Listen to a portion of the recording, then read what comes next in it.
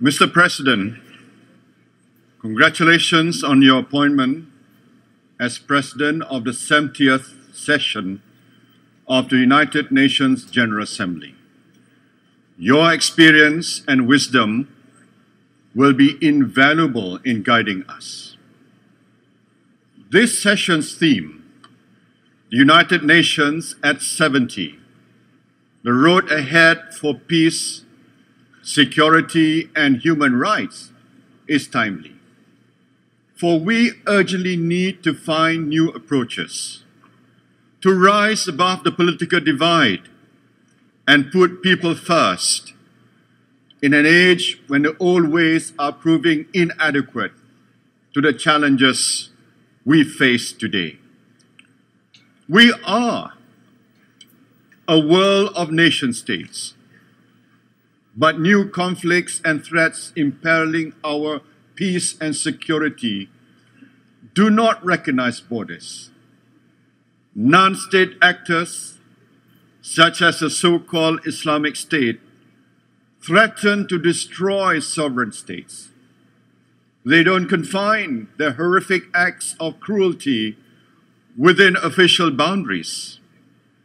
Expert at using social media to recruit followers in faraway countries, they lure them with false promises, persuading many young people that their barbaric actions will bring them closer to God. It is sickening, and there could be no greater slur on Islam, a religion of peace, moderation, and justice. But these extremists cannot be defeated by traditional military means alone.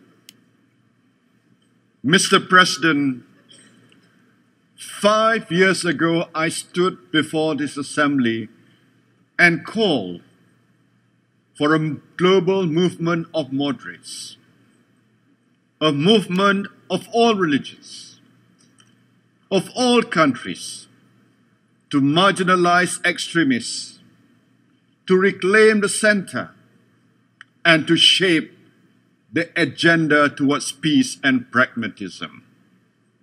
We in Malaysia have followed up, both with practical action and building intellectual capacity.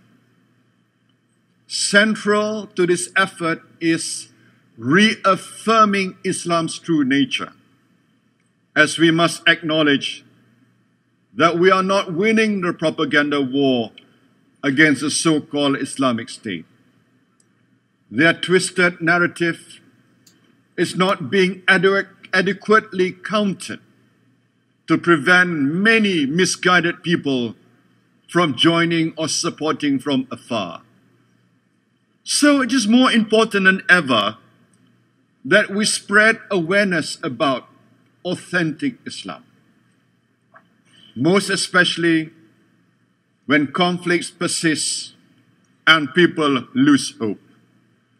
For it is there that extremism finds fertile soil.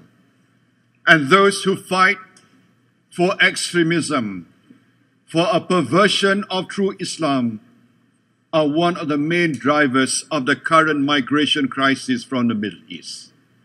Islam unequivocally prohibits killing civilians during war. It explicitly protects minorities and respects those of other faiths. It urges the pursuit of knowledge and stresses both justice and compassion. As the Prophet Muhammad said, and I quote, "You will not enter paradise until you have faith, and you will not complete your faith till you love for one another what you love for yourselves." This means there should be no strife amongst Muslims, not between Shia and Sunni, who may take different paths but seek the same destination. Islam condemns the destruction of historical sites that are part of the world's cultural heritage. The lies of IS include the claim that it is their duty to destroy historical sites because Prophet Muhammad destroyed the idols that had been introduced into the Kaaba in Mecca. This is based on a false analogy. The Kaaba was built by Prophet Abraham for the worship of the one true God, and later generations added the idols. The Prophet Muhammad was commanded to purify the Kaaba of these idols for its use by his followers, to bring it back to its original form. The historical sites being destroyed by IS were never used for the worship of the one God and then later desecrated. So the argument for destroying them does not and cannot apply. Moreover, God informs us that these sites we travel by and which denote past civilizations, some of which were global superpowers of their time, but are now no more, are signs that are signs to remind us not to be arrogant, but to walk the earth humbly. We must combat IS, its warped ideology, in this way, by explaining why their path is un-Islamic, why their actions are evil, theologically incoherent, and a travesty of Islam, which commands us to be knowledgeable, to be compassionate, and to be humble. Mr. President, the Malaysian government has helped develop an important body of scholarship that does just that. An international group of Sunni and Shia scholars representing a cross-section of the global Muslim community was convened in Kuala Lumpur. Its mission was to define an Islamic state based on the continuity of Islamic religious thought through the past 14 centuries. It is nothing like the entity in Syria and Iraq that usurps that name. The scholars unanimously emphasize that an Islamic state must deliver justice in all its forms, be it political, economic, and in courts to its citizens.